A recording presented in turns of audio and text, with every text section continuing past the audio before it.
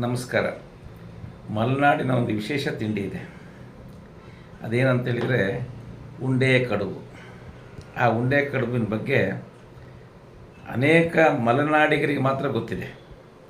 ಅದರ ಬಗ್ಗೆ ಪ್ರಬಂಧಗಳು ಬರೆದಿದ್ದಾರೆ, ಪುಸ್ತಕ ಬರೆದಿದ್ದಾರೆ. ತಮ್ಮ ಬಾಲ್ಯದಲ್ಲಿ ಆ ಉಂಡೆ ಕಡುಬಿನ ಬಗ್ಗೆ ಹೇಳ್ಕೊಳಕ್ಕೆ ಮುಜುಗರಗಳು, ಶಾಲೆಗೆ ಉಂಡೆ ಕಡುಬು ತಗೊಂಡು ಹೋಗ್ತಿರಲಿಲ್ಲ, ನಾಚಿಕೆ ಮಾಡ್ಕೊಳ್ಳುವಂಥ ವಿದ್ಯಾರ್ಥಿಗಳು, ಹೀಗೆ ಉಂಡೆ ಕಡುಬು ಅಂತೇಳಿ ಅದೊಂದು ವಿಶೇಷವಾದಂಥ ಅನುಭವಗಳು. ಇನ್ನೊಂದು ವಿಶೇಷ ಅಂತೇಳಿದರೆ ಉಂಡೆ ಕಡುಬು ಮಾಡೋದು ಭಾಳ ಸರಳ ರೆಸಿಪಿ ಇದೆ. ಅದು ಅಕ್ಕಿ ತರಿ ರವೆ ಮಾಡ್ಕೊಳೋದು, ಅದನ್ನು ಬಾಣಲಿನಲ್ಲಿ ನೀರಿನ ಜೊತೆಗೆ ಅರ್ಧ ಬೇಯಿಸ್ಕೊತಾರೆ. ಅದಕ್ಕೆ ಉಪ್ಪು, ಅನುಕೂಲ ಇದ್ದವರು ಕಾಯಿ, ಕೊಬ್ಬರಿ, ನೀರುಳ್ಳಿ, ಅದಕ್ಕೆ ಏನೇನು ಬೇಕು ಹಾಕ್ತಾರೆ. ಕೆಲವರು ಒಗ್ಗರಣೆಗಳನ್ನು ಹಾಕ್ತಾರೆ. ಅದನ್ನೆಲ್ಲ ಮಾಡಿ ನಂತರ ಅದನ್ನು ಉಂಡೆ ಕಟ್ತಾರೆ. ತೀರ್ಥಹಳ್ಳಿ ಕಡೆ ಸುಂದರವಾಗದ ಆಕೃತಿಲಿ ಕಟ್ತಾರೆ.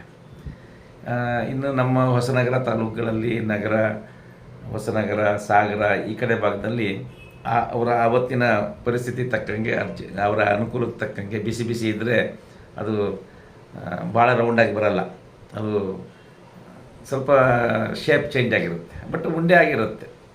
ಆ ರೀತಿ ಉಂಡೆ ಕಟ್ತಾರೆ. ಉಂಡೆ ಕಟ್ಟಿ ಅದನ್ನು ಇಡ್ಲಿ ಪಾತ್ರೆಯಲ್ಲಿ ಹಬೆಯಲ್ಲಿ ಮತ್ತೆ ಬೇಯಿಸಬೇಕು. ಈ ರೀತಿ ಎರಡು ರೀತಿ ಬೇಯುತ್ತದೆ.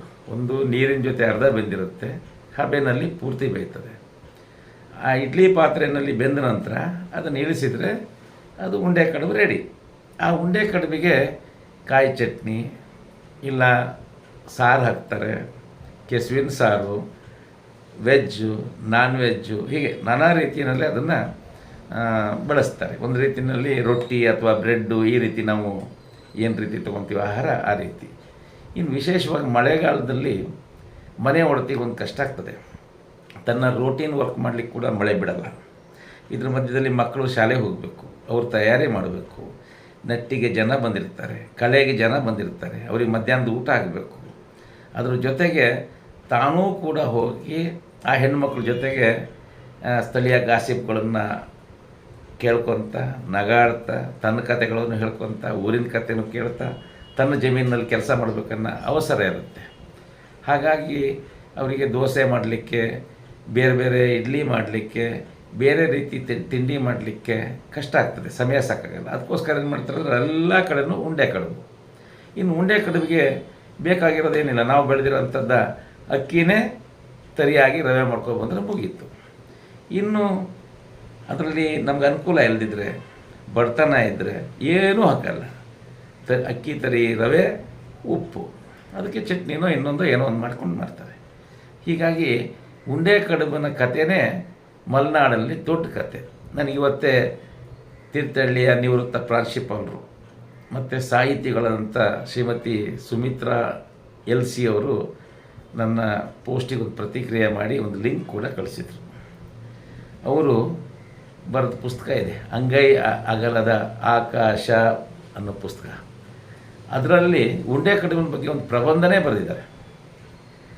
ಆಮೇಲೆ ಇದು ಎಷ್ಟು ವಿಶೇಷ ಅಂತ ಹೇಳಿದರೆ, ಇನ್ನೊಂದು ಯೂಟ್ಯೂಬ್ ಚಾನಲ್ ಇತ್ತು, ಅದು ಹೆಸರು ಮಾಡ್ತಿದ್ದೀವಿ. ಅದರಲ್ಲಿ ಉಂಡೆ ಕಡುಬಿಂದೇ ಒಂದು ಎಪಿಸೋಡ್ ಮಾಡಿದರು. ಅಮ್ಮ ಎಂಥ ತಿಂಡಿನೇ ಅನ್ನೋದು. ದಿನಾನೂ ತಾಯಿ ಏನು ಹೇಳ್ತಾ ಹೇಳಿದ್ರು, ಉಂಡೆ ಕಡುಬು, ಉಂಡೆ ಕಡುಬು ಭಾಳ ಚೆನ್ನಾಗಿದೆ ಚಟ್ನಿ ಜೊತೆಗೆ ಅನ್ನೋದು. ನಾಳೆ ಮಗಳು, ಅಮ್ಮ ಇವತ್ತೇನೇ ತಿಂಡಿ, ಉಂಡೆ ಕಡುಬು ಕಣ್ಣೆ, ಅದ್ರ ಜೊತೆ ಕೆಸರಿನ ಪಲ್ಯ ಮಾಡಿದ್ದೀನಿ ಅಂತ ಹೇಳೋದು. ಹೀಗೆ ಇನ್ನೊಂದು ದಿವಸ ಮೀನಿನ ಸಾರು ಮಾಡಿದ್ದೀನಿ ಅಂತ. ಹೀಗೆ ಉಂಡೆ ಕಡುಬು ದಿನಂಪ್ರತಿ ಉಂಡೆ ಕಡುಬಾಗ್ಬಿಡುತ್ತೆ ಮುಂಗಾರು ದಿನಗಳಲ್ಲಿ. ಬಹುಶಃ ಈಗ ದೈನಂದಿನ ಜೀವನ ಬದಲಾಗಿದೆ, ಅದರಿಂದ ಬೇರೆ ಬೇರೆ ರೀತಿಯ ತಿಂಡಿ ತಿನಿಸುಗಳು ಬಂದಿದೆ. ಆಮೇಲೆ ಕೆಲಸದವರಿಗೆ ನಾವು ತಿಂಡಿ ಕೊಡ್ತಿಲ್ಲ, ಮಧ್ಯಾಹ್ನ ಊಟ ಕೊಟ್ಟರು ತಿನ್ನಲ್ಲ, ಕೆಲವರು ಉಂಡೆ ಕಡುಬು ಕೊಟ್ಟರೆ ಕೆಲಸಕ್ಕೆ ಬರಲ್ಲ ಅನ್ನೋಂಥ ಕೃಷಿ ಕಾರ್ಮಿಕರು ಕೂಡ ಬಂದಿದ್ದಾರೆ. ಹಾಗಾಗಿ ಈ ಉಂಡೆ ಕಡುಬಿನ ಕತೆ ದೊಡ್ಡ ಕತೆ. ಅದು ಅದರ ವಿವರವಾಗಿ ನನಗೆ ಹೇಳೋಕ್ಕಿಂತಲೂ ಜಾಸ್ತಿಯಾಗಿ ಮಲೆನಾಡಿನಲ್ಲಿ ಒಬ್ಬೊಬ್ರದ್ದು ಒಂದು ಕತೆ ಹೇಳ್ತಾರೆ. ಅದಕ್ಕೆ ಬಡವರು ಉಂಡೆ ಕಡುಬು ಒಂದು ರೀತಿ, ಅನುಕೂಲಸ್ಥರು ಉಂಡೆ ಕಡುಬು ಒಂದು ರೀತಿ, ಶ್ರೀಮಂತರು ಉಂಡೆ ಕಡುಬು ಒಂದು ರೀತಿ, ಮತ್ತು ಅದನ್ನು ಉಂಡೆ ಕಡುಬು ಆದ್ರ ಮೇಲೆ ಆ ತಟ್ಟೆನಲ್ಲಿ ಹಾಕುವಂಥ ತುಪ್ಪ, ಬೆಣ್ಣೆ, ಹೀಗೆ ಒಬ್ರಿಗೊಬ್ರಿಗೆ ಸೇರ್ಕೊತ ಹೋಗುತ್ತೆ ಅವರವರ ಅನುಕೂಲಕ್ಕೆ ತಕ್ಕಂಗೆ. ಅದೇನೇ ಆದರೂ ಉಂಡೆ ಕಡುಬು ನಮ್ಮ ಪಶ್ಚಿಮ ಘಟ್ಟದ ಮಲೆನಾಡಿನ ಒಂದು ತಿಂಡಿ. ಕೊಡಗು, ಚಿಕ್ಕಮಗಳೂರು, ಶಿವಮೊಗ್ಗ ಜಿಲ್ಲೆಯಲ್ಲಿ ಉಂಡೆ ಕಡುಬು ಭಾರಿ ಫೇಮಸ್. ಇನ್ನು ಆ ಉಂಡೆ ಕಡುಬು ಬೇಯಿಸೋ ಪಾತ್ರೆ ಇದೆಯಲ್ಲ, ಇಡ್ಲಿ ಪಾತ್ರೆ ಅಂತೀವಿ ನಾವು, ಅದನ್ನು ತೀರ್ಥಹಳ್ಳಿ ಕಡೆ ಸರಗೋಲು ಅಂತಾರೆ. ಸರಗೋಲು ಅಂತ ಯಾಕೆ ಹೇಳ್ತಾರೆ ಗೊತ್ತಿಲ್ಲ, ಬಹುಶಃ ಆ ಸ್ಟೀಮ್ ಉತ್ಪತ್ತಿ ಆಗುತ್ತಲ್ಲ ಅದಕ್ಕೋಸ್ಕರ ಸರಗೋಲು ಅಂತ ಹೆಸರು ಇರಬಹುದು.